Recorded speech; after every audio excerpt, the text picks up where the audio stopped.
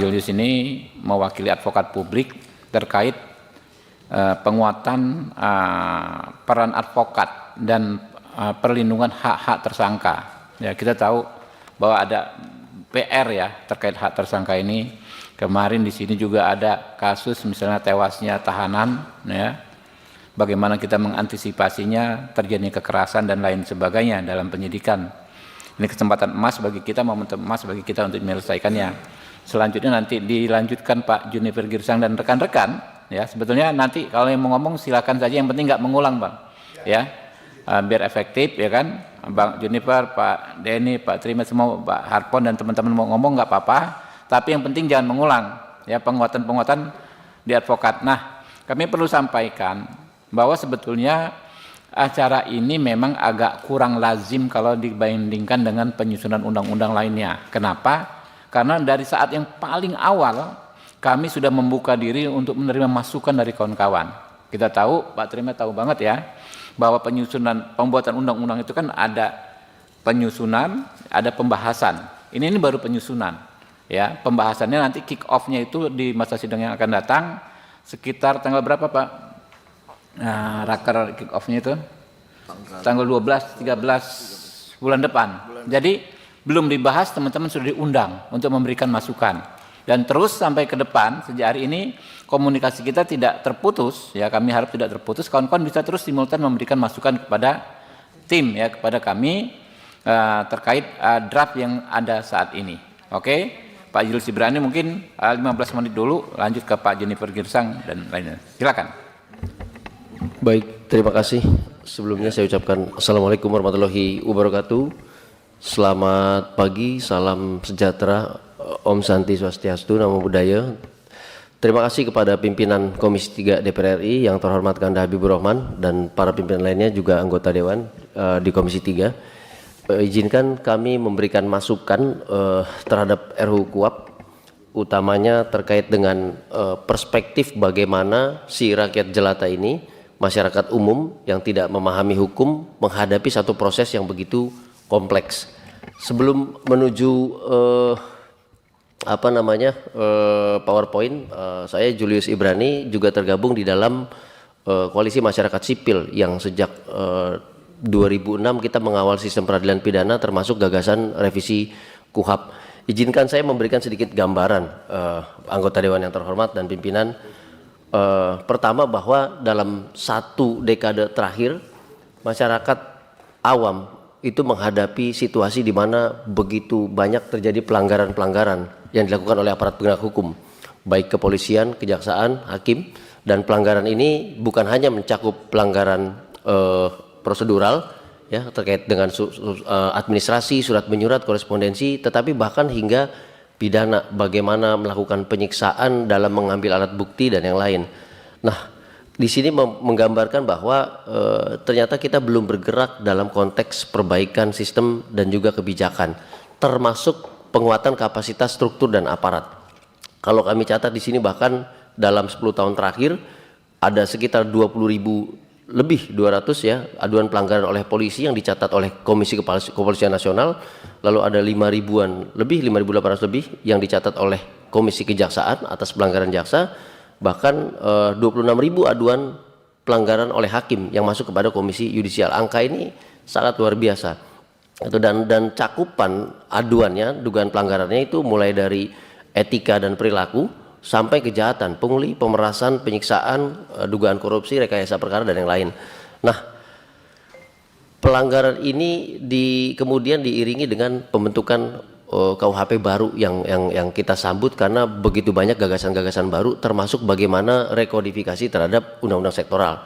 Namun tentunya dalam situasi seperti ini perlu memperkuat mekanisme koordinasi dan supervisi yang belum diatur secara komprehensif oleh undang-undang manapun, gitu ya. Dan juga plus ego sektoral institusional, ini penting. Nah, dalam diskursus revisi KUHP kami melihat belakangan ini justru yang terangkat adalah authority over quality, tetapi dia tanpa kendali. Nah, ini yang bisa menciptakan satu bom waktu kesewenangan, di mana tarik menarik dalam hal kewenangan kelembagaan itu ternyata dimaknai sebagai posisi subordinasi, padahal bukan. Harusnya dia merupakan penegasan dari kualitas, sehingga mendefinisikan fungsinya penyelidikan dan penuntutan itu juga ternyata harus diikuti dengan menetapkan standar kualitas yang sama. Nah, ini penting untuk menjaga kesinambungan dan konsistensi substansi. Termasuk ketika kami juga mengajukan putusan permohonan ke MK sebagaimana diputus pada putusan nomor 130 tahun 2015 dan 29 tahun 2016 yang mengangkat asas dominus litis gitu, yang ternyata juga itu belum sebaik diskursus yang kami harapkan seluas ruangan ini gitu ya, yang kemudian hanya dimaknai korespondensi antar penegak hukum, sementara posisi korbannya terkait dengan substansi belum mendapatkan kejelasan apapun, padahal undang-undang sektoral mengalami perluasan atau penambahan kewenangan mulai dari intelijen, penyadapan, siber dan yang lain. Jadi ini penting untuk dipertimbangkan, sehingga kalau menurut kami substansi adalah kunci, dia menjadi indikator durasi, dia menjadi standar universal dari durasi itu sendiri. Apabila ada dua alat bukti permulaan yang dirasa cukup, maka sepatutnya tidak perlu mengambil waktu yang lama untuk memproses menuju persidangan, atau jika tidak ditemukan maka tidak diproses sama sekali. Nah, kejelasan ini penting demi kepastian hukum. Terakhir, kami juga dalam konsep jaminan keadilan dan HAM yang kami letakkan pada proses pengawasan. Ketimbang kita bicara sibuk bicara terkait fungsi dan kewenangan lembaga yang harusnya juga diperkuat dengan hak-hak tersangka dan terdakwa, tetapi ada satu konteks yang namanya pengawasan ini masih menjadi ruang hampa. Dia seperti rel kereta yang bersandingan tapi tidak pernah bertemu hingga ujung stasiun terakhir. Padahal jelas kalau kita merujuk pada konsepsi HAM gitu ya, ini banyak ketentuan mulai dari pasal 9 sampai 11 Kovenan Sipil Politik gitu ya, dan komentar umumnya, lalu undang-undang HAM, di mana ada hak-hak yang harus dijamin sepanjang proses hukum. Jadi pada intinya bagaimana masyarakat menghadapi proses hukum ini harus diberikan informasi, harus dipenuhi haknya, untuk kemudian harus dia bersifat obligatoir. Apabila tidak dipenuhi maka harus berdampak pada proses hukum itu sendiri, apakah dia diulangi atau dia di stop sama sekali. Jadi posisinya adalah obligatoir, ini yang harus dipertimbangkan. Nah, yang selama ini terjadi tadi, pelanggaran-pelanggaran APH belum dapat menyentuh pokok perkara, padahal pelanggaran itu ditujukan untuk memperkuat substansi pokok perkara, pengambilan keterangan, alat bukti dan segala macam. Nah, sejatinya apabila checks and balances atau pengawasan oleh negara atas kewenangan yang besar yang diberikan kepada APH ini belum memiliki helikopter view dalam konteks hakim pemeriksaan pendahuluan atau hakim komisaris, maka perlu dipertimbangkan satu penguatan kelembagaan pengawasan yang bisa dilakukan secara komprehensif dan linear, dalam arti di setiap tahapan dia memiliki pengawasan dan eksternalitas dari pengawasan itu sendiri untuk menghindari esprit de corps. Sebagai pengantar itu, izinkan saya melanjutkan kepada PowerPoint yang coba kami sampaikan. Ini kira-kira problem empirik yang PBHI catat selama 10 tahun terakhir terkait dengan persoalan prosedural dan juga substansial. Pertama, masyarakat masih menghadapi situasi-situasi di mana APH melakukan tindakan-tindakan di luar fungsi, permohonan klarifikasi. Jadi ini dianggap sebagai pra penyelidikan atau pra adjudikasi bahkan. Jadi permintaan klarifikasi, wawancara, pengumpulan bahan dan keterangan atau yang sering kita sebut pull bucket gini. Nah, di mana proses ini dilakukan tanpa ada surat menyurat apapun. Jadi tidak ada sprint lidik, tidak ada sprindik dan segala macamnya. Jangankan sprint lidik saja tidak ada. Jadi tetapi dalam proses ini masyarakat telah memiliki kewajiban, telah memiliki satu kondisi keterpaksaan untuk memberikan keterangan, wawancara, full bucket dan segala macamnya. Dan itu adalah kaitannya juga dengan informasi pribadi yang dimiliki oleh seseorang yang diperiksa itu. Yang kedua adalah administrasi surat. Ini kita boleh bilang APH kita lemah sekali dalam administrasi surat menyurat. Mulai dari surat panggilan, kemudian surat perintah kaitannya dengan upaya paksa, lalu kemudian surat pemberitahuan hasil perkembangan perkara SP2HP dan segala macamnya. Jadi seringkali masyarakat tidak mengetahui prosesnya sampai di mana, sedang menghadapi apa dan apa yang akan dilakukan oleh APH karena surat menyuratnya tidak diberikan gitu, dan kebanyakan menyusul dan itu pun setelah diminta. Ini penting karena kaitannya dengan penyampaian informasi perkara dan juga penyampaian informasi hak. Hak seseorang yang menghadapi proses penyidikan tentu berbeda dengan penyelidikan. Dalam penyidikan ada bisa status tersangka dan yang lain, dan tentu berbeda situasinya apabila dia masih dalam konteks penyelidikan. Yang selanjutnya adalah soal layanan bantuan hukum. Nah, ini seringkali ini senior para advokat yang bolak-balik mendampingi klien di KPK pasti, Bang, kita setuju juga, Bang, bahwa tidak boleh ada larangan pendampingan bagi seseorang yang menghadapi proses hukum dalam tahapan apapun, dan negara harus menjamin itu, baik dia diberikan hak atas bantuan hukumnya atau menunjuk pengacara sendiri. Nah, ini yang dari dulu kami tentang, bahkan KPK melarang pendampingan terhadap saksi, itu tidak boleh sama sekali. Itu wajib diberikan oleh KPK. Kalau seorang yang diperiksa memiliki kuasa hukum, silakan dibawa, karena ini kaitannya dengan apa yang menjadi materi pemeriksaan tentu mempengaruhi hak dan kemerdekaan dari sisi seseorang itu sendiri. Jadi itu penting sekali. Nah, problem prosedur selanjutnya adalah terkait dengan upaya paksa apapun itu, penetapan tersangka, kemudian penggeledahan, penyitaan dan segala macamnya, itu masih bersifat subjektif. Jadi ketika ditanya masyarakat, kenapa saya ditahan, saya nggak pernah kabur kok, saya khawatir, kemudian saya mencurigai kamu akan kabur dan segala macamnya. Hal-hal yang sifatnya asumtif seperti ini menciptakan satu kondisi ketidakpastian hukum. Makanya harus memastikan dalam segi substansi. Toh kalau substansi dua alat bukti permulaan sudah cukup, maka tahapan selanjutnya dan segala macam itu bisa diambil. Nah, yang sering terjadi adalah statusnya dulu, baru alat buktinya menyusul. Nah, ini yang membuat juga teman-teman APH saya yakin tidak mampu menyelenggarakan surat menyurat terkait dengan upaya paksa. Selanjutnya adalah persoalan substansial. Nah, ini paling penting. Dalam konsep hak asasi manusia, seseorang yang menghadapi proses hukum, dia harus tahu apa yang terjadi pada dirinya, apa yang sedang dilakukan oleh APH, dan bagaimana proses selanjutnya. Nah, kami dulu berbangga, ini ada abang kita, Purnawirawan Jenderal Kepolisian, Bang. Kami dulu sangat merasakan manfaat adanya gelar perkara, Bang, sebagaimana diatur oleh Perkap ketika itu, di mana di dalam gelar perkara itu semua pihak hadir, pelapor, korban, ahlinya, saksinya dan segala macam, termasuk cross examination terhadap alat-alat bukti lainnya, baik dokumen dan lain. Jadi terang benderang, dan kalau bahasa Jerman tidak ada engkel-engkelan pimpinan. Oh, ternyata seperti ini. Oh, ini perspektif APH. Oh, ini alat buktinya kuat. Kalau kami sebagai pelapor, maka tentu ada yang kurang, kami perkuat. Kalau sebagai terlapor, tentu kami akan mempersiapkan diri bukan untuk engkel-engkelan, bukan untuk menyangkal, membantah, tetapi untuk langsung menyiapkan pembelaan terhadap apa yang dituduhkan di tahap awal sekalipun. Nah, ini forum klarifikasi seperti ini sangat penting supaya kita semua tahu. Sekarang dikit-dikit masalah hukum dibawa ke media sosial, narasinya macam-macam.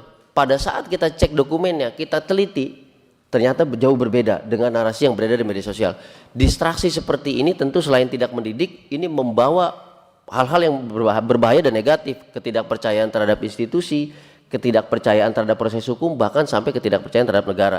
Nah, selanjutnya adalah ini yang kami, dua hal terakhir ini yang sering betul-betul membebani ketika kami mendampingi seseorang yang dilaporkan, itu ya, bahwa presumption yang digunakan, asas yang digunakan adalah presumption of guilty, sehingga model-model pertanyaan pada saat BAP, model-model upaya paksa itu memang ditujukan untuk mempersalahkan, gitu.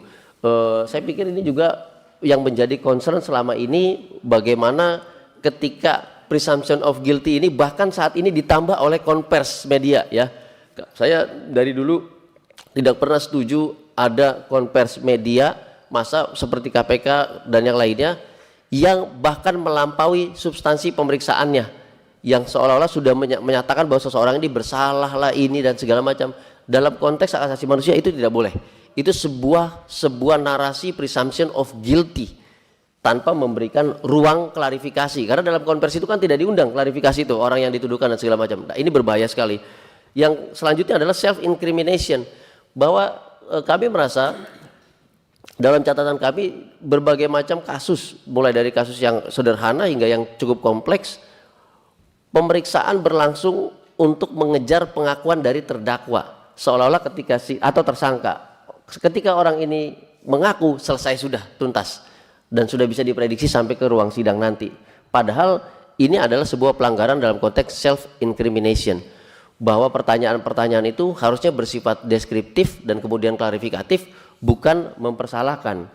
Dan itu kenapa kami bahkan mendorong agar keterangan-keterangan tersangka, keterangan terdakwa tidak dijadikan alat bukti utama, gitu. Jadi lebih objektif dan tidak mempersalahkan dari seseorang itu sendiri. Selanjutnya adalah, nah ini yang ada di dalam kepala kami, anggota dewan yang terhormat sekalian, yang tadi kami gambarkan, bahwa ada klarifikasi, full bucket dan yang lainnya itu di luar sistem, itu harus dipastikan itu tidak ada. Yang kemudian soal kewenangan fungsional, kami melihat penyelidikan ini kurang lebih agak-agak mirip, tetapi bagaimana kita bisa lihat di sini institusi negara APH komplit dia di sini. Tetapi penasihat hukum dalam konteks undang-undang bantuan hukum dia terbatas hanya untuk orang miskin.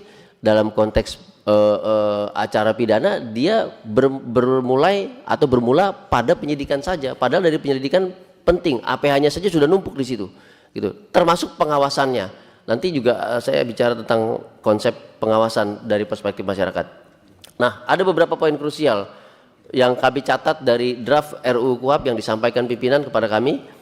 Pertama soal penyelidikan, yang kedua soal penyelesaian perkara di luar pengadilan, yang ketiga soal saksi mahkota dan juga justice kolaborator, lalu pengawasan eksternal dan linear, hak atas bantuan hukum, dan yang terakhir tidak kalah penting adalah persidangan terbuka untuk umum. Kalau kita lihat sebetulnya dalam konsepsi KUHP yang lama, penyelidikan ini seperti anak kembar. Sebetulnya dia adalah beda tapi dia menyatu, karena tujuannya sama. Yang satu mencari tahu sebuah peristiwa, apabila sudah tahu peristiwa ini pidana maka memperkuatnya dengan mencari alat bukti, siapa tersangka dan segala macamnya.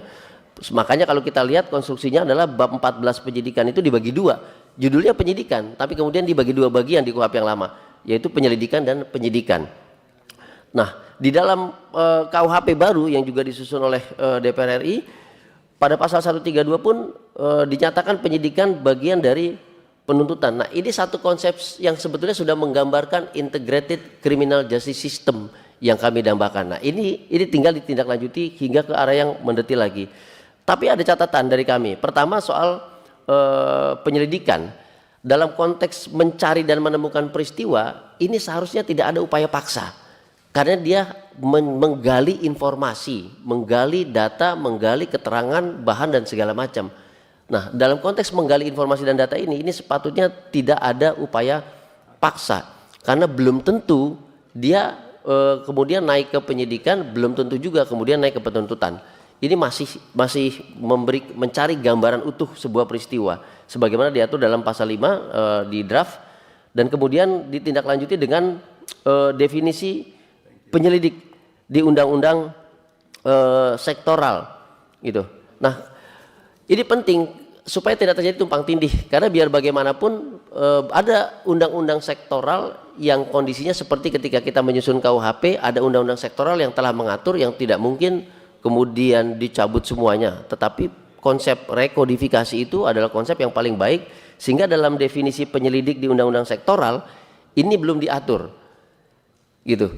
Jadi legalitas ketika ada proses hukum berdasarkan undang-undang sektoral itu bisa jadi tidak terakomodasi. Maka penting untuk tetap mengakui definisi penyelidik di undang-undang sektoral sebagaimana diatur di dalam draft di pasal 1 angka 7. Nah, catatan dari kami selanjutnya adalah kalau dia dalam konteks penyelidikan tadi yang kaitannya dengan upaya-upaya paksa dan yang lain, maka kami mencatat di sini ada beberapa potensi, kami sebut potensi karena belum ada aturan lebih detail lagi terkait dengan ketentuan ini, potensi untuk terjadinya pelanggaran HAM di mana ada investigasi khusus. Dan ini menyerupai upaya paksa. Kalau kita baca di pasal 16 ayat 1, ya, dia di huruf C ya, di huruf D, E, F, G dan juga huruf C. Di situ kalau kami baca dia ada semacam, sebentar pimpinan. Nah,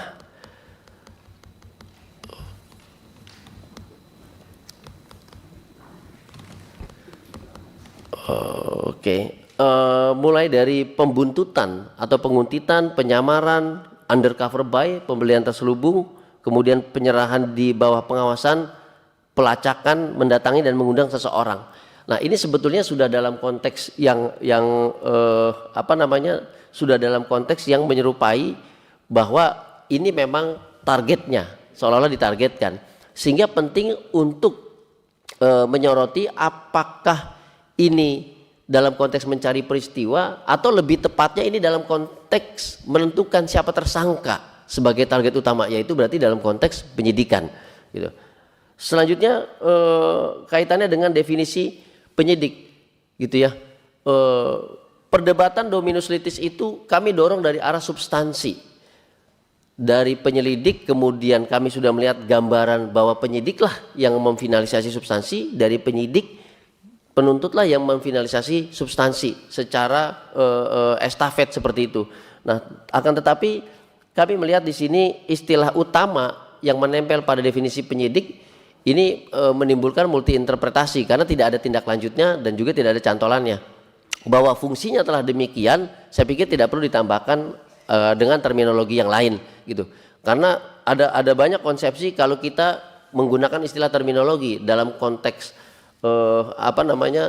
jenjang karir pun ada muda, madya, utama. Nah, supaya tidak salah definisi, maka seperlunya tidak menggunakan istilah-istilah yang kemudian baru dan menimbulkan perdebatan.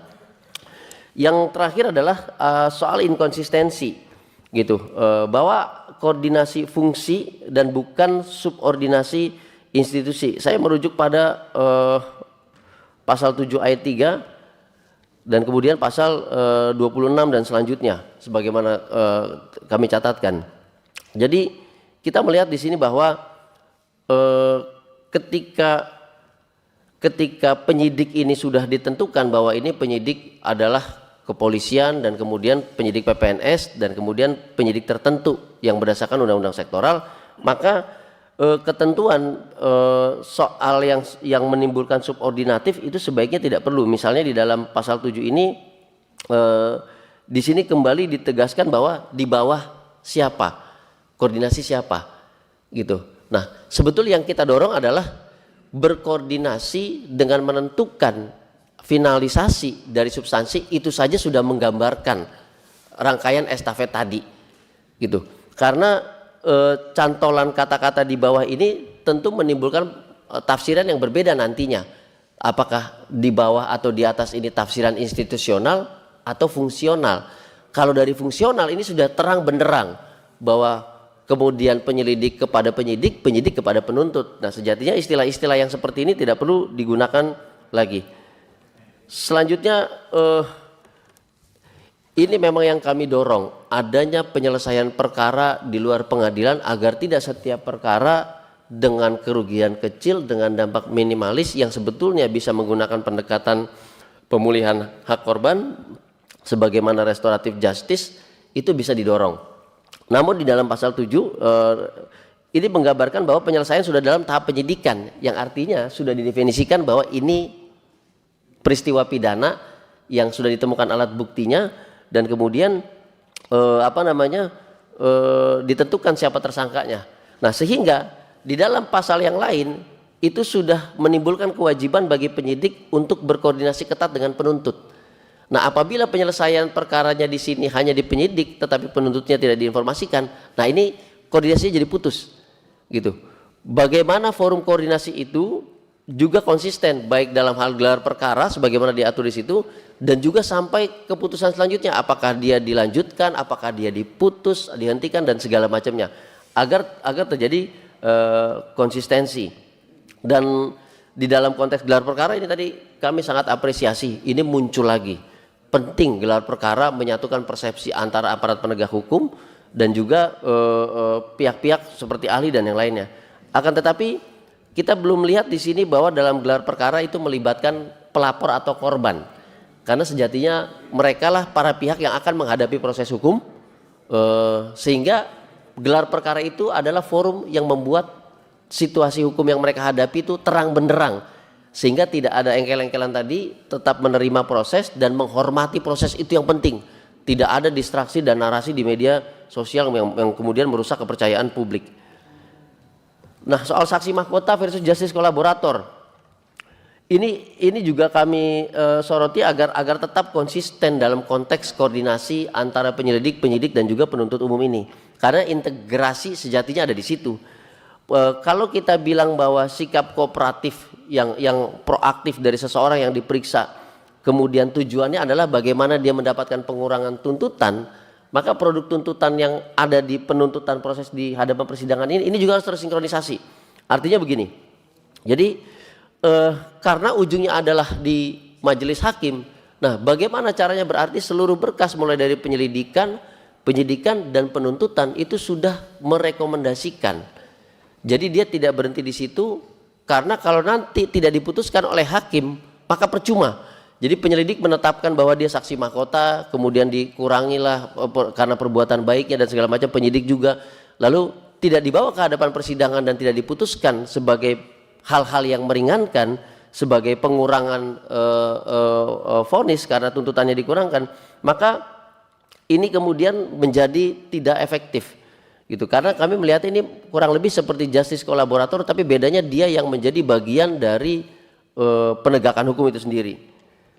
Selanjutnya terkait dengan pengawasan eksternal dan internal. Nah, ini perlu kami klarifikasi dari perspektif masyarakat sipil. Pengawasan itu kami berharap negara yang memberikan kewenangan besar kepada berbagai macam APH kemudian juga menyelenggarakan pengawasannya secara mandiri juga. Tapi yang kami rasa pengawasan atau checks and balances ini ditumpukan pada kami yang menghadapi proses hukum. Artinya kalau kami nggak lapor, dia nggak ada pengawasannya, dia nggak berhenti. Faktanya pun ketika kami lapor, laporannya menumpuk, stafnya atau pegawainya, pemeriksanya sedikit, mengalami undue delay. Nah, ini juga dihadapi dengan situasi yang kita tahu ada esprit de corps dari masing-masing APH. Makanya seringkali laporan-laporan kami ini terbengkalai dan segala macamnya. Nah,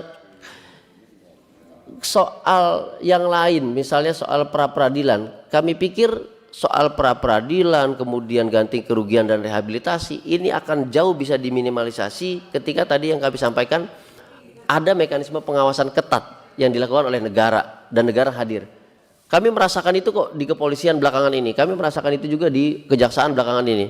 Misalnya dalam setiap pemeriksaan gitu ya, di Bareskrim kemudian di kejaksaan ada tim dari Propam, ada tim dari Wasidik, kemudian dia memantau beberapa menit melihat selain tadi ada perangkat-perangkat seperti CCTV dan yang lain, dan kemudian menulis report catatan bahwa proses ini berjalan seperti apa. Dan sempat ditanyakan juga kepada yang diperiksa bahwa bagaimana Pak Bu, pertanyaan lancar, nggak ada dugaan pelanggaran, intimidasi dan segala macam. Ini negara yang turun. Jadi kami percaya bahwa sekalipun masyarakat diperiksa oleh negara dengan full power APH-nya, tapi pengawasannya itu mengiringi. Jadi ada guardian angel yang menjaga masyarakat yang sedang diperiksa. Itu penting, gitu.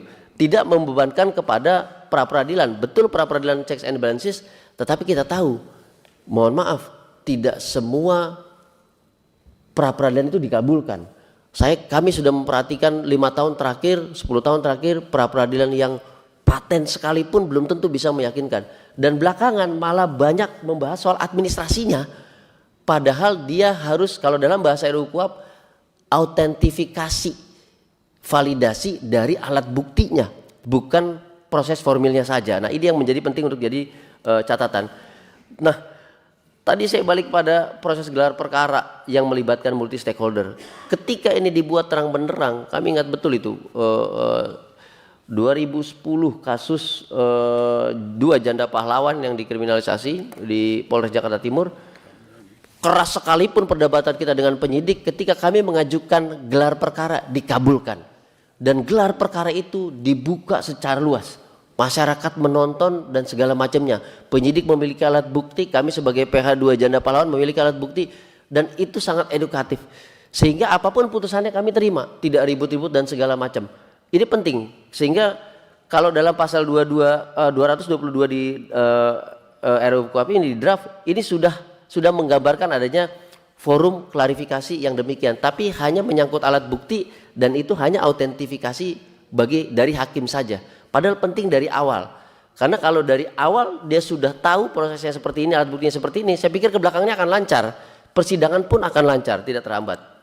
Nah, kami juga mendorong bahwa setiap pelanggaran formil dan material ini bagaimana caranya diberikan penguatan kepada lembaga pengawas, Komisi Negara, pengawas internal, ada Propam di situ, ada Jamwas di situ, kemudian juga ada Bawas yang sekarang jadi bidang pengawasan di Mahkamah Agung yang berdampak pada perkara, gitu. Tentu pengambilan alat bukti yang tidak sah itu harus berdampak pada proses hukum yang tidak sah. Dan terakhir adalah kami menyadari bahwa penerapan HPP atau hakim komisaris ini belum menjadi diskursus utama, tetapi bisa dilengkapi dengan memperluas kewenangan judicial scrutiny atau pengawasan-pengawasan dari lembaga pengawas internal dan utamanya adalah eksternal tadi. Selanjutnya soal hak atas bantuan hukum.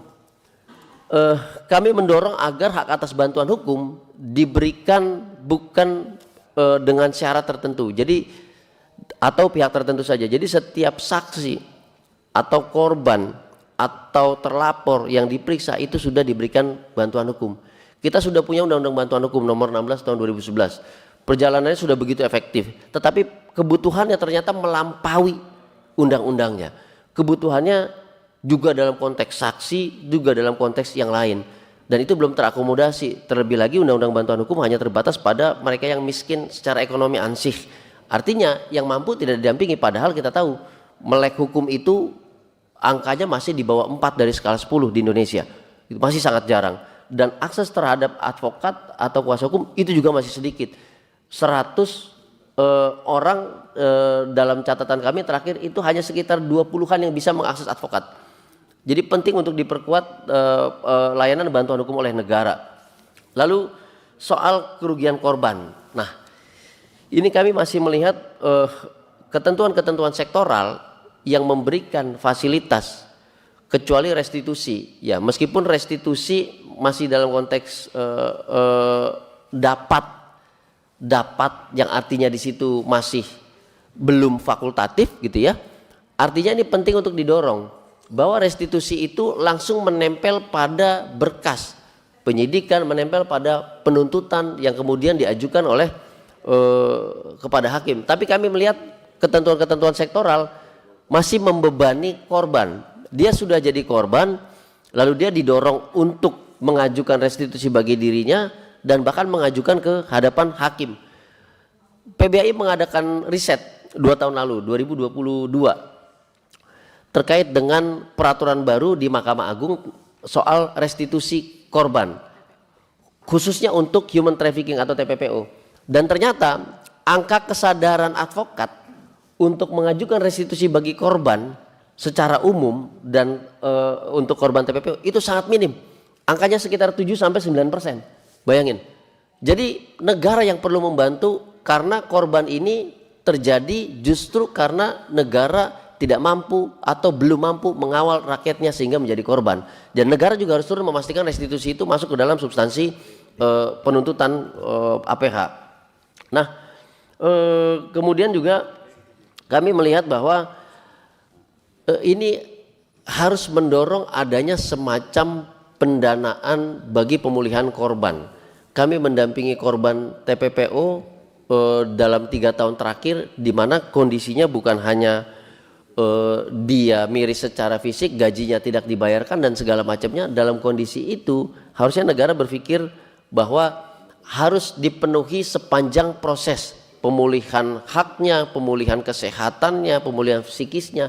Dan kalau itu tidak diatur di dalam KUHP, maka tentu akan sulit memastikan itu terjadi. Tinggal nanti memang dalam kondisi ke depan memikirkan adanya semacam victim trust fund untuk menjamin pemulihan hak korban baik ketika di awal dilakukan pemeriksaan penyelidikan hingga nanti putusan. Terakhir dari kami pimpinan dan anggota dewan yang saya hormati, soal persidangan yang terbuka untuk umum. Nah, kami juga mengalami kendala di mana misalnya persidangan yang baik itu harus menjadi edukasi bagi publik. Kami katakan demikian. Jadi harusnya persidangan itu selain dibuka oleh majelis hakim, tentu harus dinyatakan terbuka untuk umum, termasuk bagaimana media massa meliput. Kemudian media massa memiliki kepentingan untuk memelintir dan segala macam, saya pikir forum Dewan Pers bisa diajukan untuk menghentikan narasi-narasi negatif atau bahkan yang berbeda dari substansi pemeriksaan persidangan. Nah, memang kami tetap mengakui pengecualian terhadap kesusilaan anak di bawah umur atau pidana-pidana kekerasan seksual. Namun untuk pidana keamanan dan rahasia negara ini kami tidak menemukan definisi lebih lanjut. Gitu. Seperti apa pidananya yang dimaksud? Apabila ini pidana keamanan negara dan rahasia negara, maka sejatinya perlu publikasi agar masyarakat tidak melanggar itu justru. Gitu. Bukan kemudian ditutup bahwa terjadi pelanggaran, bagaimana pola pelanggaran segala macam, masyarakat harus dididik untuk tidak melakukan. Dan terakhir adalah ini yang sering kami hadapi. Ketika seseorang terpidana itu bisa dieksekusi tetapi surat menyuratnya tidak ada. Dalam kasus yang kemarin kemudian direkomendasikan oleh Komisi 3, kasus Pak Alex Denny itu dia Deputi Menpan RB, dia dieksekusi tapi dia tidak menerima relasi putusan sama sekali, apalagi minutasi putusannya. Nah, itu satu dari kasus. Orang yang berprofil seperti Deputi di Menpan RB saja menghadapi situasi demikian, sedangkan yang dihadapi PBHI kebanyakan masyarakat miskin dan buta hukum. Nah, ini penting untuk memastikan minutasi dan relasinya itu real time seketika dia diputuskan supaya tidak terjadi perubahan, kemudian penyelundupan kalimat dan segala macamnya. Saya pikir itu catatan dari kami pimpinan Kanda Habibur Rahman dan juga anggota Dewan yang terhormat Komisi 3 dari PBHI. Terima kasih. Wassalamualaikum warahmatullahi wabarakatuh. Waalaikumsalam warahmatullahi wabarakatuh. Terima kasih Pak Julius Ibrani, kita kasih tepuk tangan. Berikut Pak Junifer Girsang, kami persilakan. Pak Junifer, setelah Pak Junifer kita dengar dulu dari Pak ini ya, Pak Romli ya Pak ya. Oh. Nah, setelah dari Pak Romli baru ke Pak Trimet, Pak Denny Kailimang dan kawan-kawan. Oke ya, mungkin begitu ya. Ya, silakan. Terima kasih Pak Ketua. Assalamualaikum warahmatullahi wabarakatuh. Salam sejahtera. Selamat menjalankan ibadah puasa bagi bapak-bapak yang menjalankan ibadah puasa. Semoga berkah. Yang terhormat Bapak Ketua, kemudian bapak-bapak anggota DPR, kemudian juga hadir bersama kami di sini. Saya sampaikan lagi tadi banyak rekan-rekan atau bapak-bapak anggota DPR yang belum hadir. Di samping saya senior, ya Denny Kailimang, saya dan kita minta hadir. Dia ini penasehat dari DPN kita. Beliau ini sekarang hampir usia 81. Iya 81. Beliau ini soko guru saya juga dulu pembahasan KUHAP tahun 2018. Banyak semua pikiran dari beliau. Kemudian di samping kanan saya kira DPR tidak akan lupa kepada beliau, mantan Ketua Komisi 3 juga. Mereka Trimedia Panjaitan. kembali ke habitat. Jadi beliau ini kembali ke habitat menjadi lawyer. Jadi bapak-bapak yang background lawyer, mudah-mudahan lahirnya undang-undang ini memperkuat bapak-bapak nanti dalam menjalankan praktek. Kemudian sebelah kanan saya Wakil Ketua Umum DPN Pradi juga Hari Ponto. Sebelah kanan saya Suandi Halim, John Panggabean, dan di belakang ada Samsudin dan Daniel. Jadi yang hadir di sini ini adalah pimpinan dari DPN, kami undang sengaja supaya mereka tahu nanti mereka ini berjuang juga untuk anggota di daerah-daerah. Ya begitu ya. Kemarin kami berdiskusi panjang lebar ini Pak Ketua. Kami sangat appreciate bahwa RUU ini yang kita tunggu-tunggu sudah hampir 28 tahun. Ya, dan inisiatif dari DPR kami juga sangat senang. Yang pertama Pak Ketua, dambaan yang selama ini terjadi kriminalisasi, terjadi rekayasa adalah pemeriksaan di awal penyelidikan. Di mana itu? Pemeriksaan saksi. Inilah menjadi masalah utama selama ini. Dimainkan berkas, dimainkan perkara pemeriksaan saksi. Pengalaman kami hampir 36 tahun. Kita mengucap syukur di dalam RUU ini sudah sangat-sangat menghargai hak asasi. Advokat dapat mendampingi pemeriksaan saksi mulai tingkat penyelidikan sampai penyidikan. Apa makna dari sini? Makna dari sini adalah penyidik juga harus betul-betul profesional, punya integritas.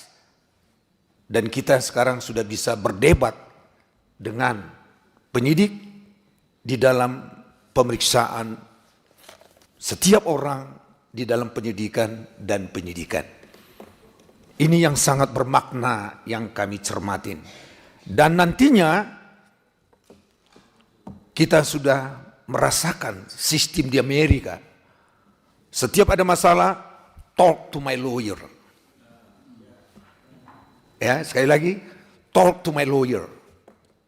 Jadi kita ini para advokat, bapak-bapak yang nanti kembali ke pangkuan kami kembali. Ada Tandra ini, banyak perjuangan saya sama ini. Dia diperlakukan juga penyidik pada saat dia menjadi lawyer sangat-sangat diskriminatif. Betul, Tandra? Kamilah membela dia dan kemudian pertempuran juga panjang. Ya, tetapi dengan hadirnya beliau mudah-mudahan kita bisa menggolkan ini dan menjadi pokok utama mengenai pemeriksaan saksi dan manci. Sama lah, cari rezekinya sama ya. Kemudian, bapak-bapak, kami langsung ke poin aja. Ya, langsung ke poin mengenai apa yang kami usulkan dari RUU 334 pasal.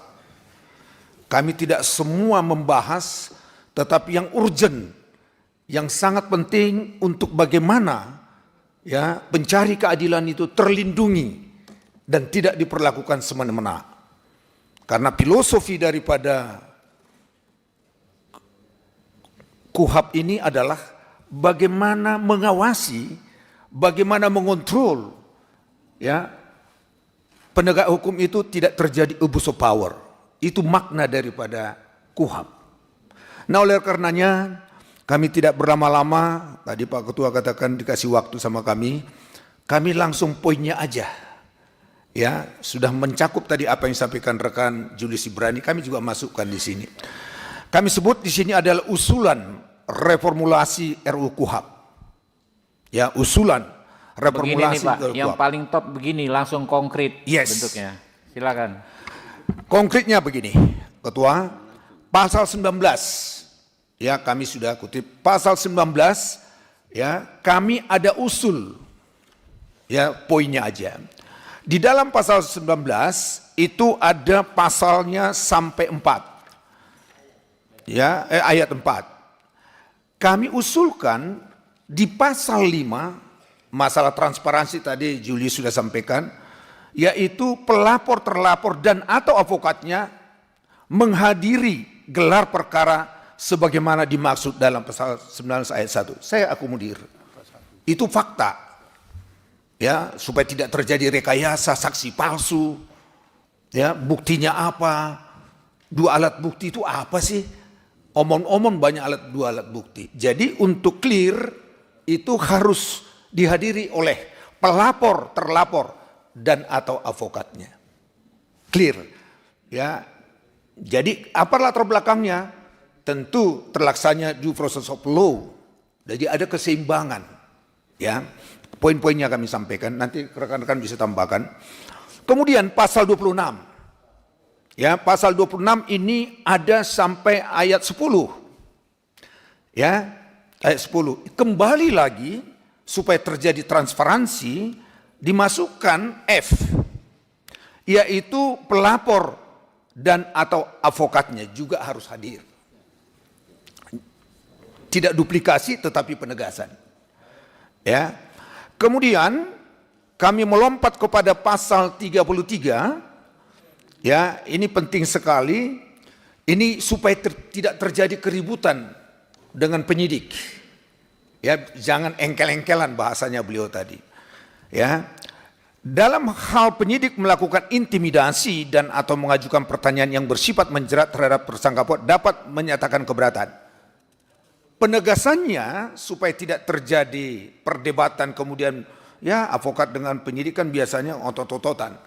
Supaya ada keseimbangan kami usulkan dalam hal penyidik melakukan intimidasi dan atau mengajukan pertanyaan yang bersifat menjerat terhadap tersangka, advokat dapat menyatakan keberatan. Kemudian wajib dicatat dalam berita acara pemeriksaan. Harus ada kata wajib dicatat karena ini apa? Ini supaya tidak ada suatu tindakan yang hanya formalitas. Kalau ini ada, advokat juga siap untuk mempermasalahkan pertama, mengajukan pra peradilan. Yang kedua, pada saat pemeriksaan pokok perkara, kita sudah bisa menyatakan dari awal ini terjadi rekayasa kasus. Itu yang kami masukkan. Kemudian pasal 71, ya, pasal 71 itu mengenai penuntutan, ya.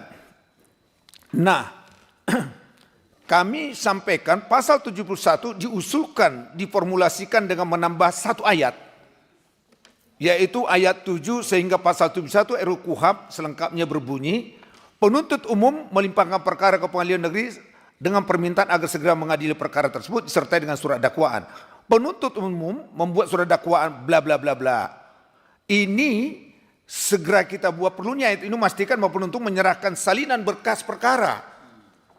Jadi jangan dikip oleh jaksa, ini advokat kapan mempelajari berkas, nanti dilimpahkan di pengadilan, sampai di pengadilan seminggu setahun belum tentu disidangkan.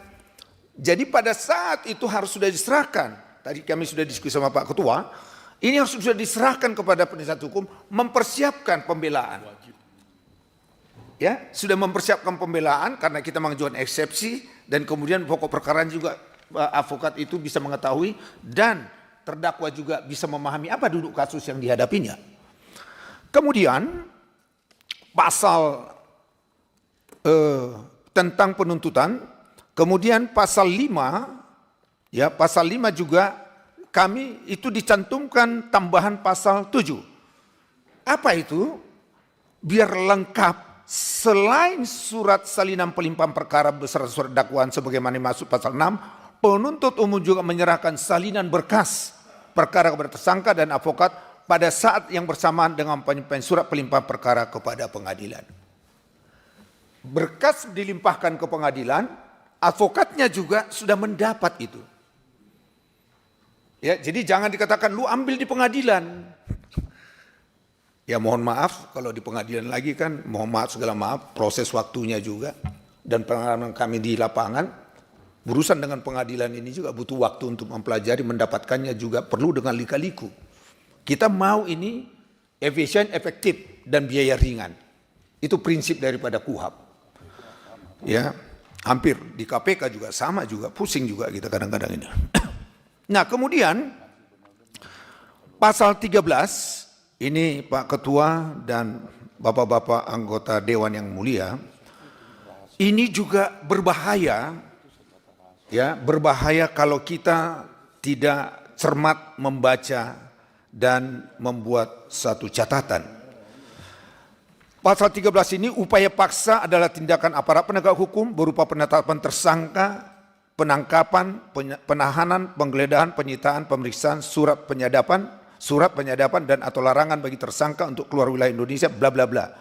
Nah, kemudian dalam pasal 1 angka 13 KUHP ini kami mengusulkan sebegini. Upaya paksa adalah tindakan aparat penegak hukum berupa penetapan tersangka, penangkapan, penahanan, penggeledahan, penyitaan, pemblokiran, surat penyadapan, pemblokiran, penyegelan, pemutus akses dan atau larangan bagi tersangka keluar wilayah Indonesia dilakukan berdasarkan ketentuan Undang-Undang Rangka Kepentingan Penegakan Hukum. Ini penting ya, kita harus cermati bahwa apabila kita tidak mengetahui apa landasannya, ya landasannya, upaya paksa ini juga bisa korban orang-orang yang tidak ada kaitannya kepada perkara.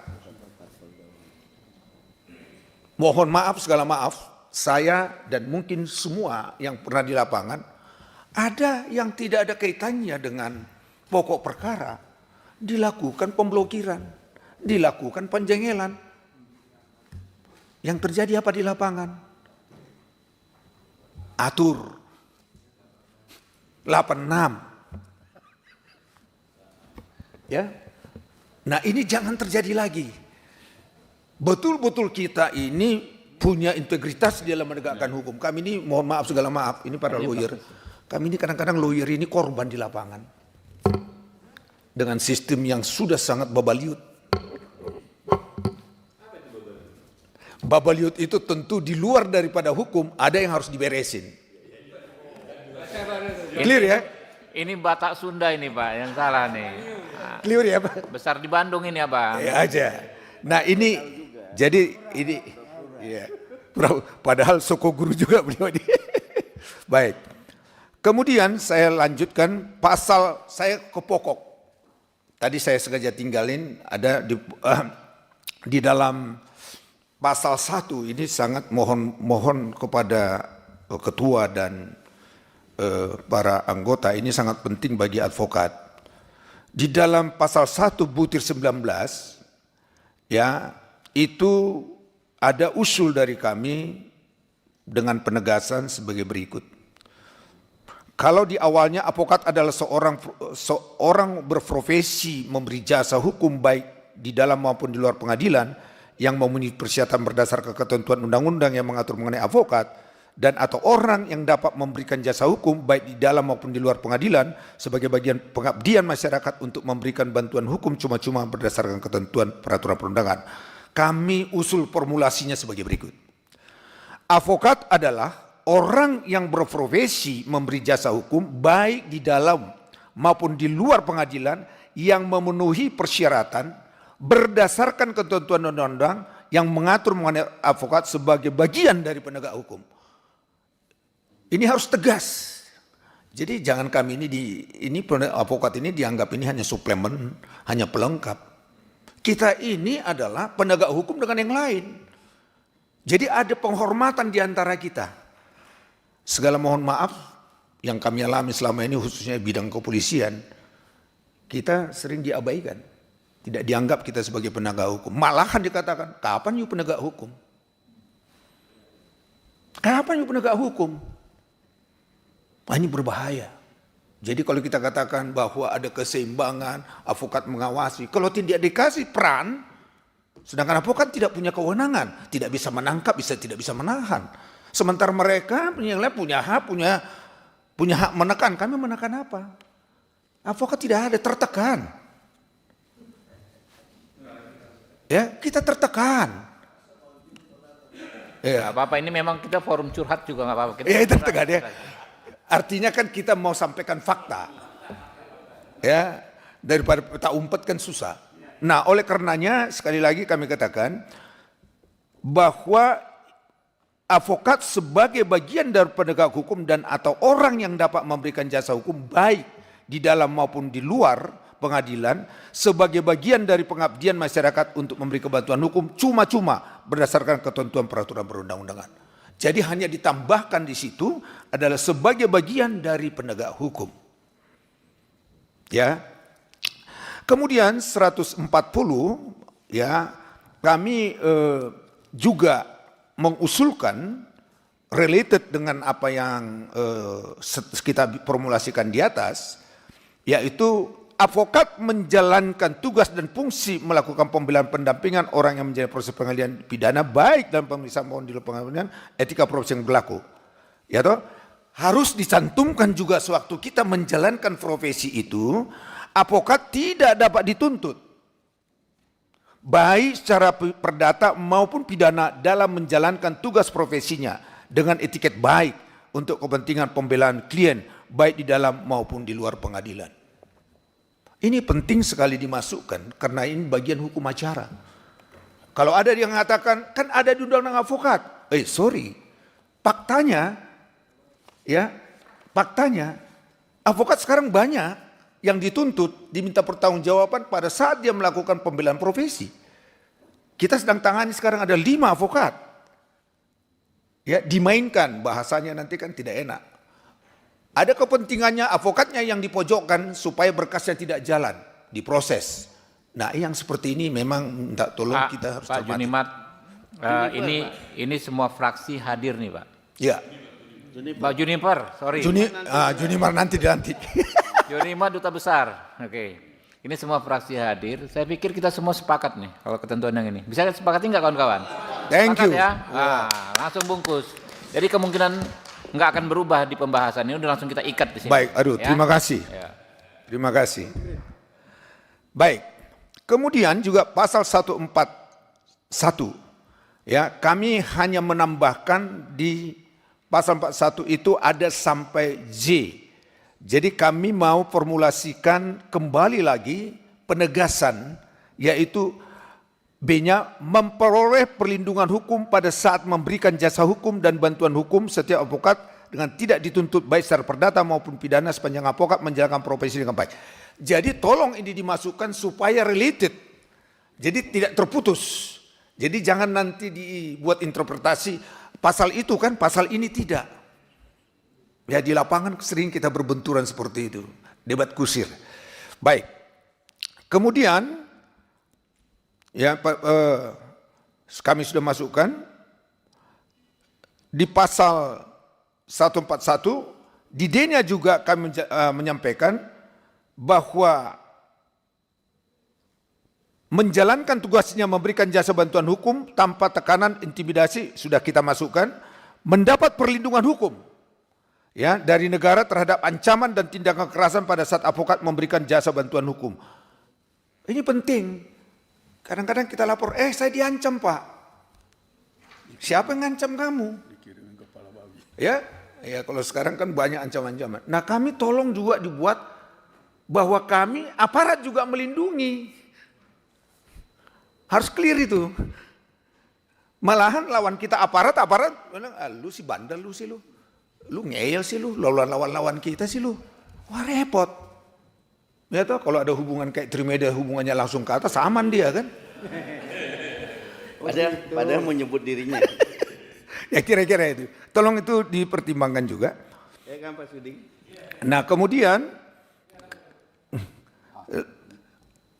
142 ini 141. Ya 141H ya. Sebagaimana tadi yang kami sampaikan supaya ada transparansi, tetap juga dimasukkan supaya advokat ataupun pelapor dan terlapor menghadiri seluruh gelar perkara dalam tahap penyelidikan dan penyidikan. Ya, ini mungkin terlupakan butirnya dimasukkan, tetapi ide dari awal sudah sangat mulia itu ada.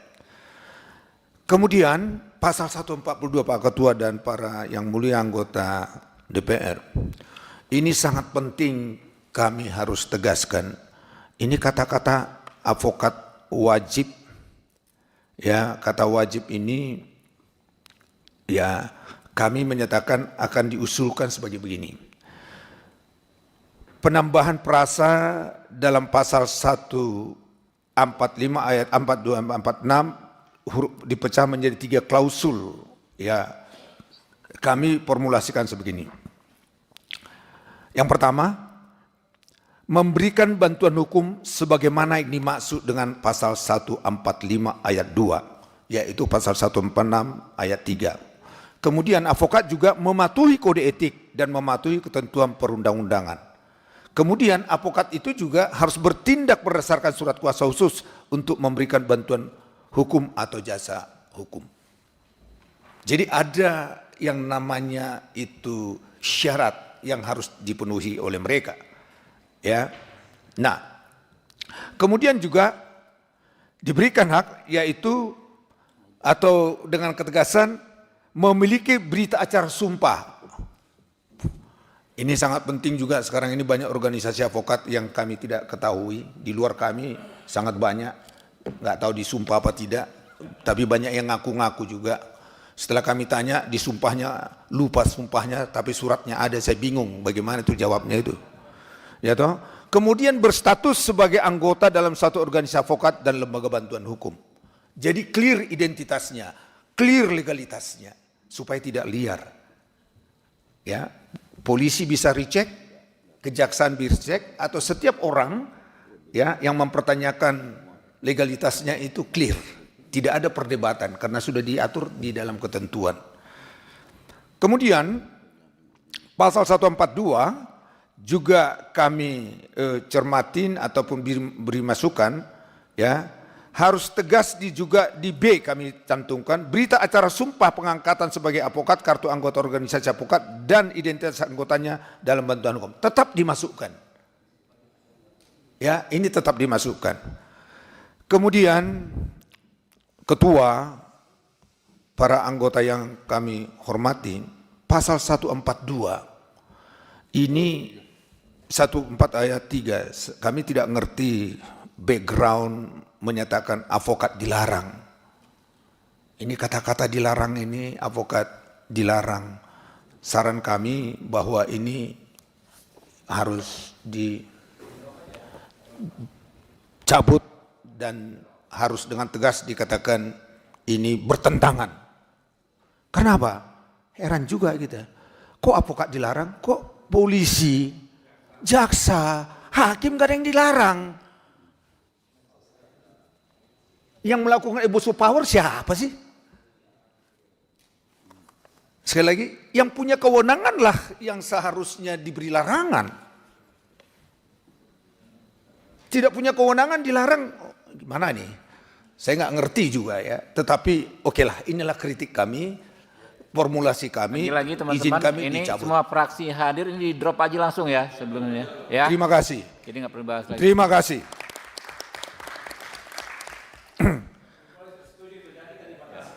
Ya. Terima kasih Pak Sudi. Iya. Drop ya. Baik, ini ada kaitan tadi pertanyaan dari rekan kami Julius Ibrani, tetapi beliau main teori, kami tantu poinnya aja. Langsung menusuk aja. Ya, itulah beda kita dengan Julius ini. Ya Julius, tos dulu tos. Baik, ini mengenai pra peradilan. Ya, ini mengenai pra peradilan. Ini persoalan nasional sering dan menjadi opini, dan menurut kami ini sangat, apa bahasa saya paling tepat, sering menjadi disalahgunakan. Ya. Nah, kalau kita baca di sini, ya, pra peradilan adalah kewenangan dari pengadilan negeri, yaitu keluarga, tersangka, korban, dan penyidikan.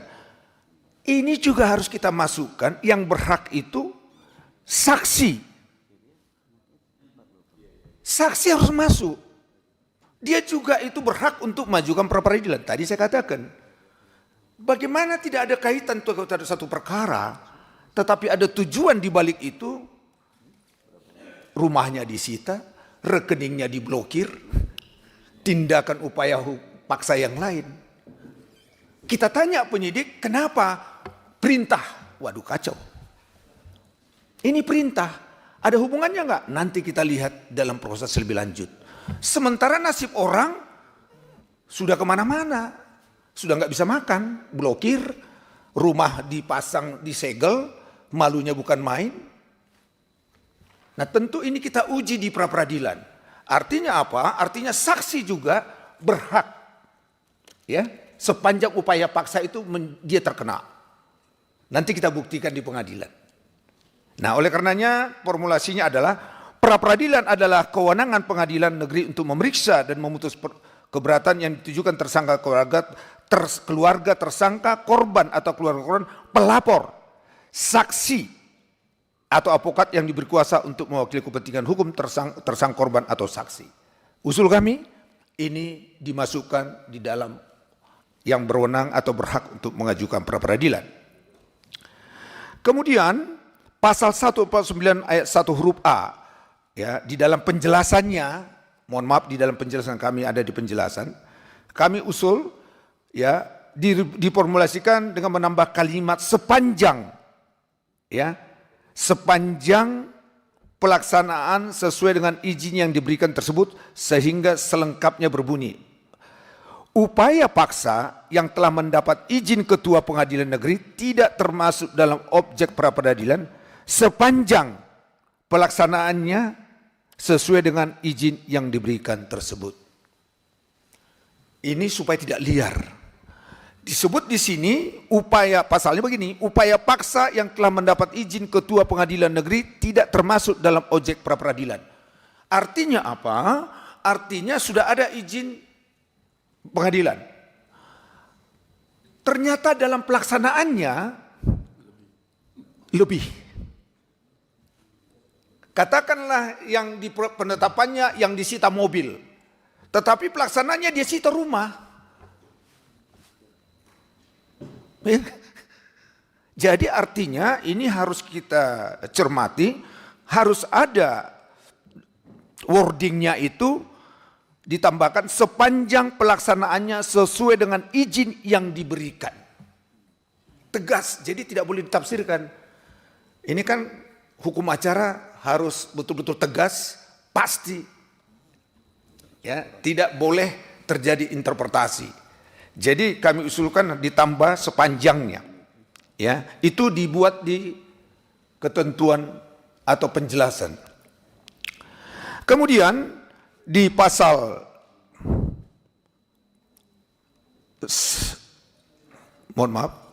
pasal 14 tadi disebut di satu tadi permohonan pemeriksaan tentang sah tidaknya pelaksanaan upaya paksa sebagaimana dimaksud pasal 1 posisian diajukan oleh tersangka. Dan kemudian kami untuk related dengan di atas kami masukkan seperti ini pasal 151-nya. Ya,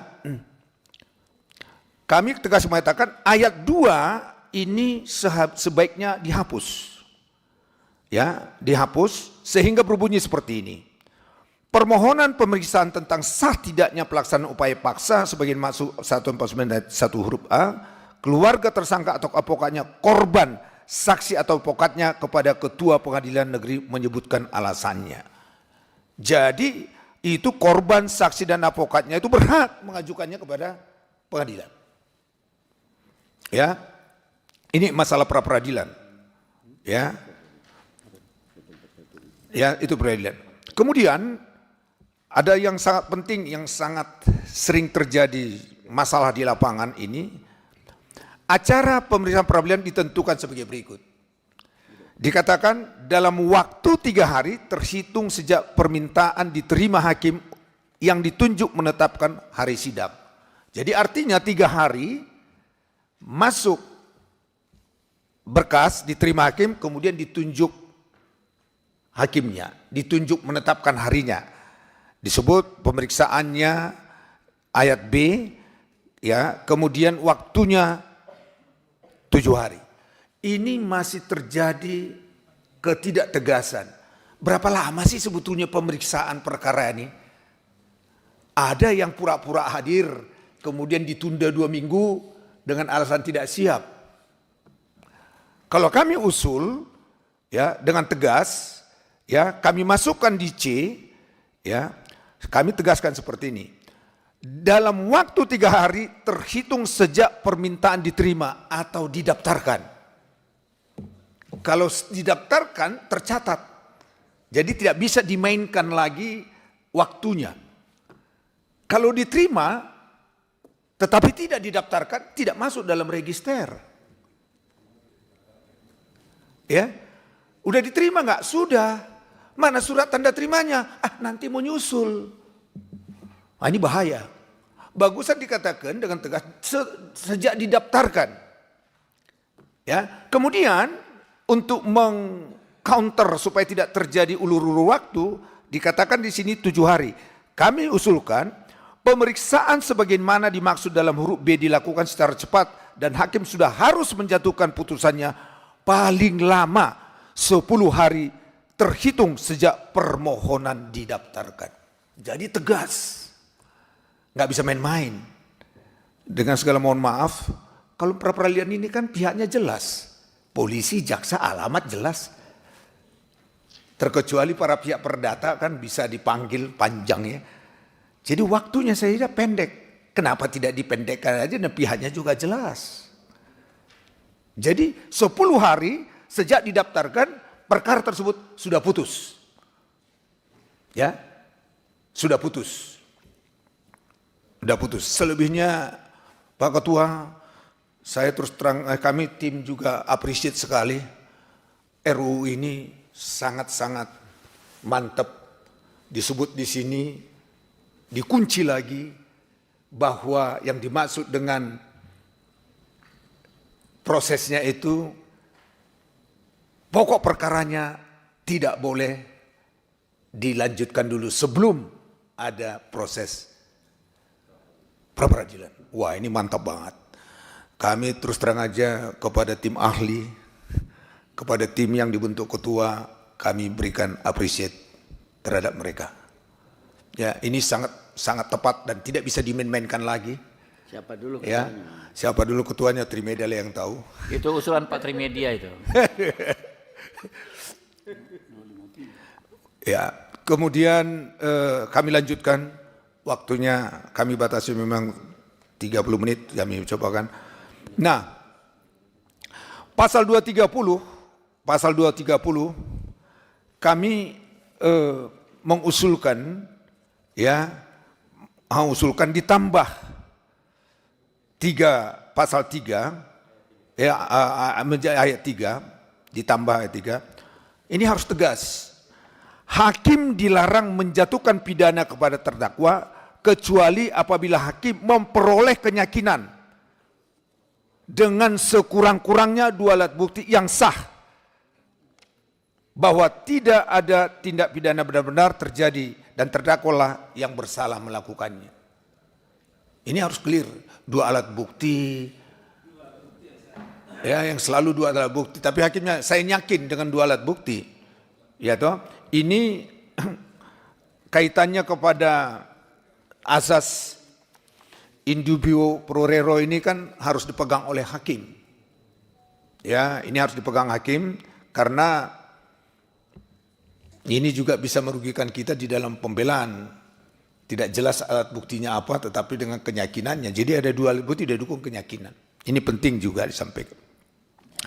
Kemudian 253, ya, 253 ini pasal 3-nya yang kami cermatin, ayat 3, ya, ayat 1, 2, ya kita oke, tetapi itu harus ada penegasan supaya tidak terjadi penafsiran, karena ini bisa dimainkan, ini saya lihat bisa menjadi abuse of power juga. Usul kami yang dimaksud dengan pasal 3 itu, setiap orang yang berada di ruang sidang pengadilan dilarang untuk mempublikasikan atau liputan langsung proses persidangan. Ini clear. Jadi bukan artinya advokatnya setelah dari sidang tidak boleh memberi keterangan di luar. Ini bisa, kalau kita baca pasal ayat 3 ini kan, setiap orang yang berada di sidang pengadilan dilarang mempublikasikan proses persidangan secara langsung tanpa izin pengadilan. Jadi harus tegas, setiap orang yang berada di ruang sidang pengadilan dilarang mempublikasikan. Apa itu liputan langsung? Inikah artinya toh? Ini artinya kan sebetulnya. Ya, kenapa ini kita setuju? Karena orang dalam persidangan pidana, kalau diliputannya langsung, saksi-saksi bisa mendengar. Ya, bisa saling mempengaruhi.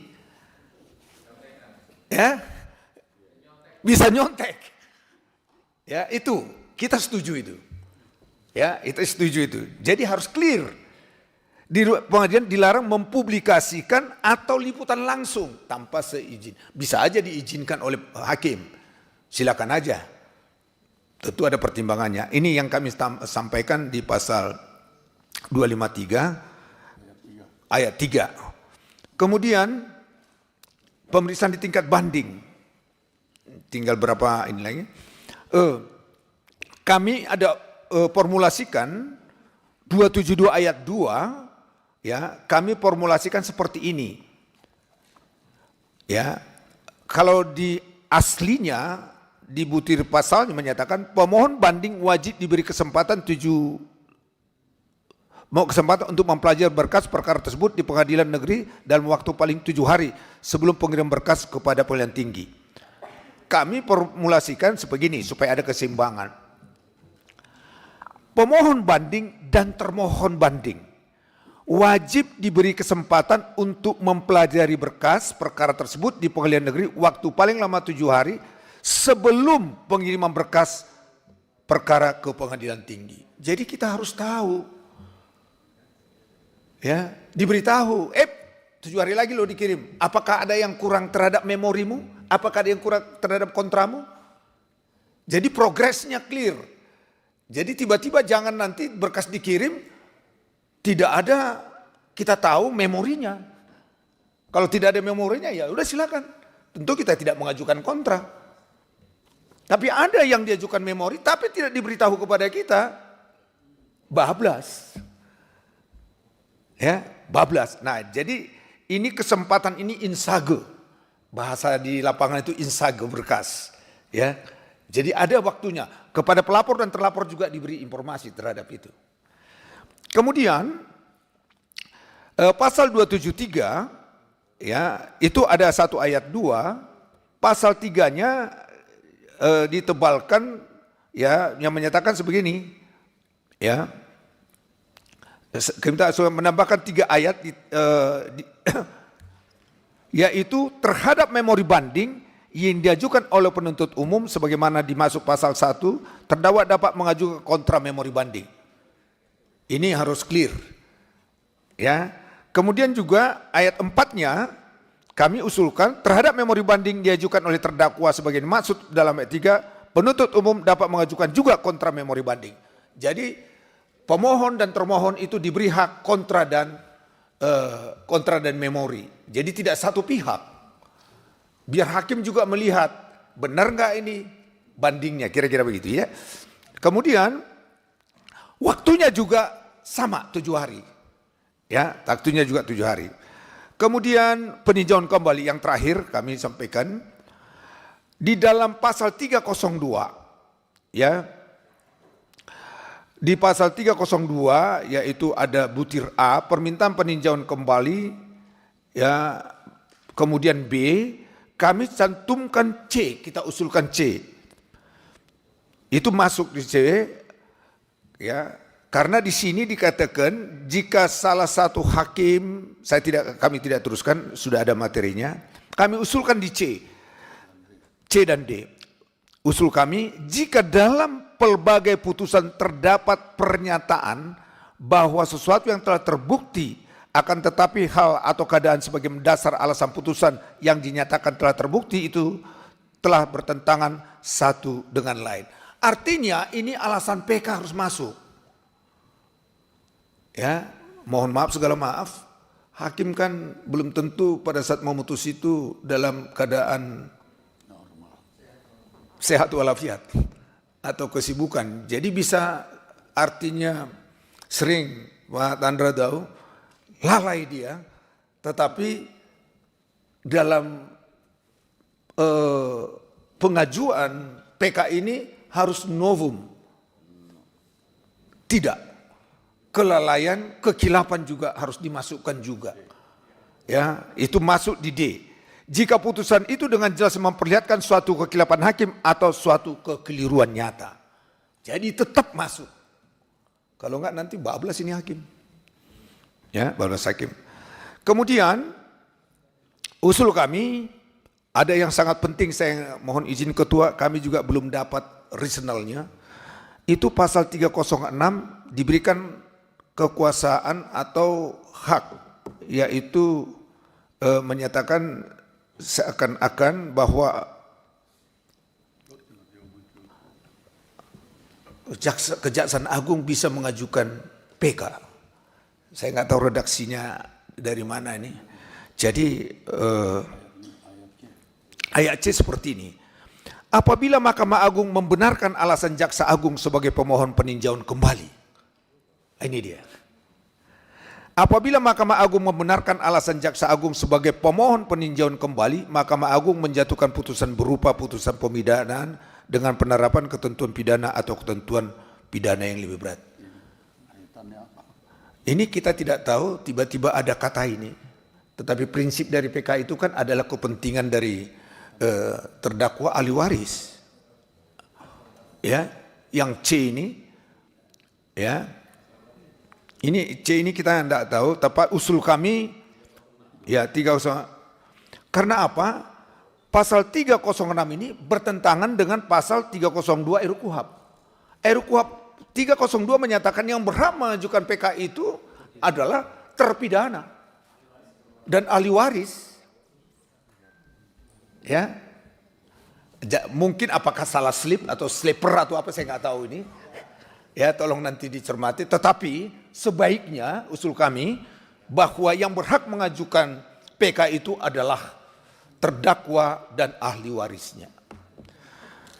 Inilah sumbang pikiran sementara dari kami ketua.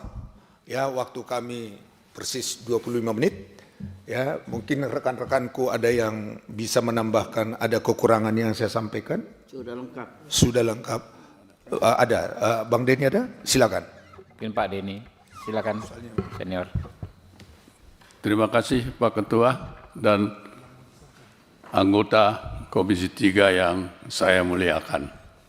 Saya ingin menambahkan saja ya bahwa apa yang terjadi di lapangan, seperti misalnya jaksa itu kan sebagai penyidik dan penuntut umum, ya. Tetapi dalam prakteknya sering kejaksaan itu sebagai penyidik kemudian ikut serta sebagai penuntut umum di dalam pengadilan. Jadi tolong dibatasin di mana hal ini untuk dicermatin. Ini sering terjadi. Dia penyidik, kemudian setelah itu diberi tugas lagi sebagai penuntut umum, ya. Sedangkan batasannya ada. Kalau polisi hanya sebagai penyidik kan, tidak sebagai penuntut umum. Nah, jaksa dua-dua ini bisa dia lakukan. Prakteknya karena dua-dua bisa, dia buatlah hal itu. Ya, jadi saya harapkan ini bisa menjadi suatu perhatian dalam rancangan undang-undang KUHP ini. Yang kedua, tentang penahanan. Ini kan alasan-alasan yang sangat subjektif. Ya. Asas praduga tak bersalah. Tetapi ditahan sampai 20, kalau tingkat penyidikan kira-kira 2 bulan. Diperiksanya cuma 2 kali. Ya. Jadi ini kan jadi permasalahan. Kayaknya tersangkanya itu hanya dipendam saja. Ya, diperiksa cuma 2 kali atau 3 kali, ditahan sampai bisa 2-3 bulan kalau seandainya pasalnya lebih dari 9 tahun. Ya. Jadi saya harapkan ini juga menjadi perhatian. Ya. Kemudian kapan tersangka ini mendapatkan pendampingan? Ya. Begitu ditetapkan sebagai tersangka, ini kan tidak ada pendampingan. Katakan biasa, apalagi kalau di KPK 7 hari tidak boleh ketemu. Sama juga jaksa katakan demikian, 7 hari baru bisa ditemui. Jadi juga bisa mendapatkan perhatian pada rancangan ini bahwa tersangka mendapatkan pendampingan saat ditetapkan sebagai tersangka. Ya, jadi biasanya kita tidak bisa bertemu, tidak bisa memberikan, ya harus menunggu 1 minggu baru bisa bertemu. Nah ini saya harap di dalam rancangan ini bisa menjadi perhatian. Yang sangat penting juga di sini, saya melihat bahwa saja dari dulu saya mempersoalkan yaitu rumah tahanan menjadi satu atap, baik di penyidikan maupun di penuntutan. Ini banyak hal-hal yang terjadi kalau satu atap, ya bisa ditahan di atas, dipanggil di bawah, mulai ditekan, diintimidasi tersangka-tersangka tersebut. Ya, jadi saya harapkan ini gimana mengaturnya, ya karena misalnya kepolisian punya tempat penahanan sendiri, kemudian kejaksaan juga punya sebagai cabang dari rumah tahanan. Nah ini kalau bisa dipisahkan, mungkin kontrolnya akan berjalan. Karena pemeriksaan tersebut bisa secara formal, bisa secara informal juga, kalau dalam satu atap. Tetapi kalau beda, maka dia mempunyai jam, ya jam berapa dia minta keluar, nyata dia diperiksa secara formal, pulang juga dicatat. Ya. Tetapi kalau satu atap, mereka bisa secara informal memanggil ini tanpa sepengetahuan, atau dia datangin, ya karena satu atap. Ya. Kemudian masalah tertangkap tangan setelah diperiksa lalu ditahan. Nah, ini seharusnya pada waktu tertangkap tangan sudah tadi dikatakan oleh ketua kami Juniper bahwa harus didampingin advokat. Tidak boleh diperiksa kalau tidak didampingin oleh advokat. Ya. Jadi ini ini yang masukan yang saya bisa utarakan atau tambahkan. Terima kasih.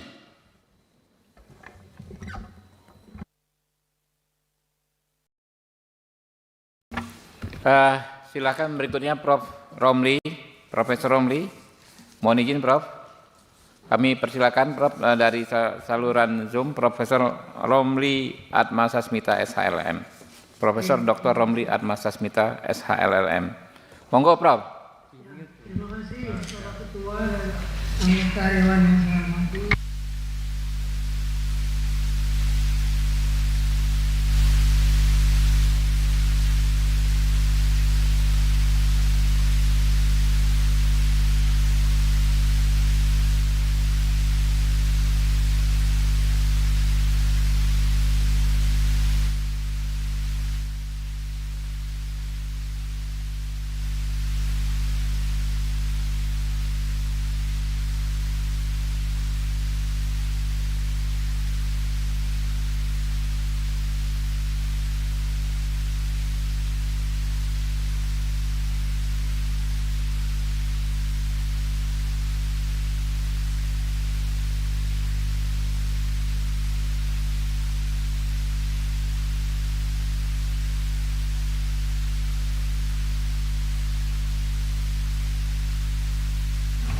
Kalimat mengenai tujuan pembaruan KUHP.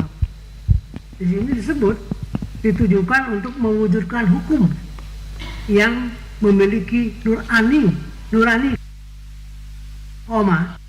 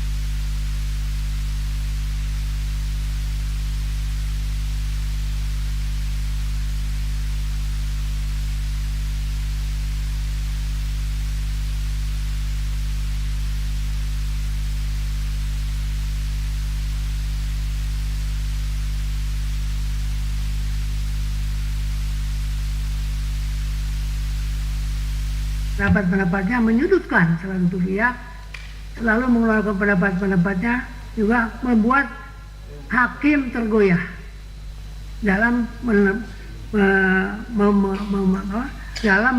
meneguhkan keyakinannya bahwa dia bersalah, bahwa dia harus dibebaskan. Ini masalah-masalah yang kita hadapi, masalah-masalah non hukum yang mempengaruhi hukum. Ya. Nah, di sini perlu kita perhatikan dalam KUHP ya, juga undang-undang sektoral, undang-undang kepolisian, undang-undang kejaksaan, undang-undang kehakiman. Ya, saya ada contoh satu perkara timah bangka, saya ahli di sana, bahwa sesungguhnya kalau kita menganut asas legalitas, perkara-perkara pidana di undang-undang selain undang tipikor tidak bisa diberlakukan undang tipikor. Jelas di pasal 14, jelas. Ya. Saya kira tidak perlu harus belajar hukum, membaca itu aja sudah ngerti bahwa itu tidak bisa dilakukan. Praktek sampai Mahkamah Agung semua dikuatkan dan dibenarkan bahwa kerugian lingkungan hidup, pertambangan, pasar modal adalah sah sebagai suatu tindak pidana tipikor. Padahal di undang-undang tersebut tidak ada satupun tidak ada yang mengatakan itu tipikor. Yang ada hanyalah satu-satunya undang-undang tata cara perpajakan pasal 36A. Yang lain tidak ada. Tapi, nah ini tadi, ketika saya menjelaskan itu di muka sidang, hakim ketua loh, senior, bertanya pada saya, ahli, apakah kami dapat mengabaikan ketentuan undang-undang tipikor ini? Saya tercengang itu.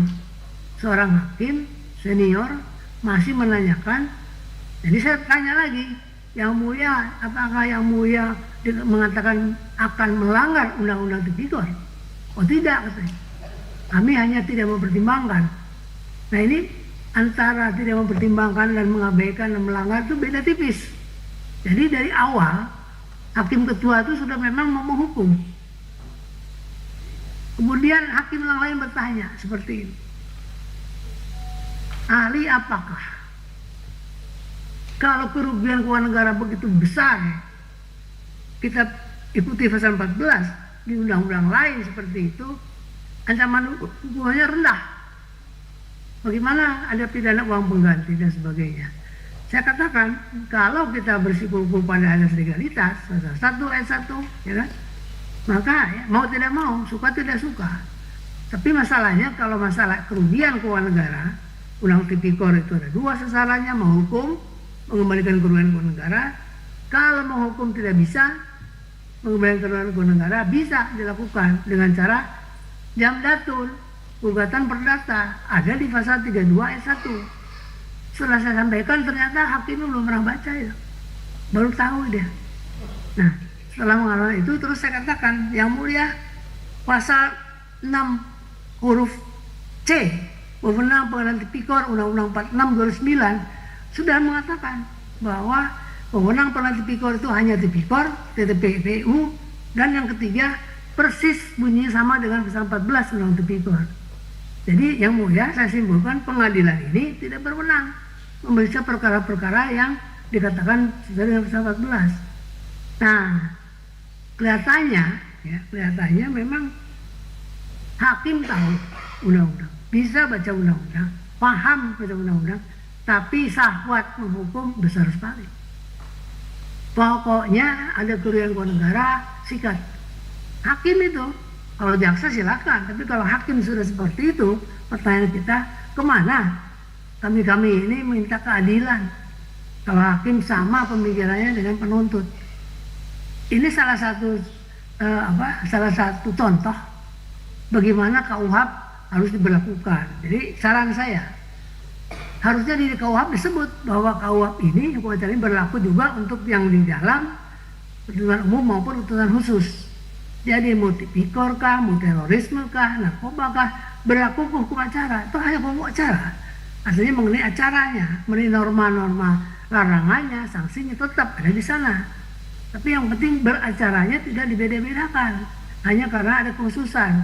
Karena ternyata gitu, ya, dengan alasan kekhususan itu aparatur bisa bertindak sewenang-wenang tanpa mempedulikan persoalan keadilan. Jadi nurani yang berkeadilan ini penting difahami. Saya mohon supaya di KUHP yang baru itu ini ditegaskan kembali. Ya, sudah ada memang, tapi apakah dibaca apa enggak? Nurani keadilan ini harus diterjemahkan. Apakah yang dimaksud dengan nurani keadilan? Ini pertama ya, yang tolong disampaikan. Karena itu sudah sesuai, kata-kata kalimat nurani berkeadilan itu sesuai dengan pasal 28D ayat 1 Undang-Undang Dasar 45. Setiap orang berhak memperoleh jaminan perlindungan dan kepastian hukum yang adil. Jangan lupa, Undang-Undang Dasar 45 adalah tiangnya negara hukum.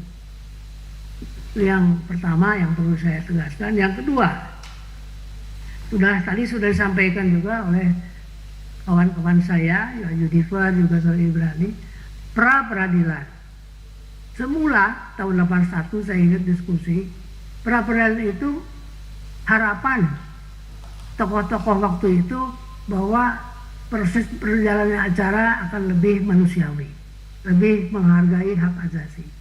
Tapi setelah saya perhatikan di KUHP yang lama tidak juga diperhatikan, karena tadi sampaikan Bung Junifer, tenggang waktu 7 hari, hakimnya tunggal, ketika yang diperiksa pokok perkara dilimpahkan gugur.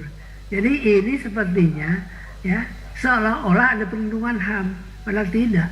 Ya, nyatanya hak perlindungan yang diberikan pada tersangka itu dirampok kembali oleh negara.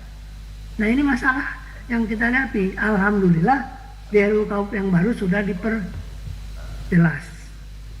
Dan saya setuju bahwa perlu ada gelar perkara terbuka, semua pihak ada di sana, sehingga penilaian-penilaian akan lebih objektif daripada tertutup, daripada yang seperti yang sekarang terjadi.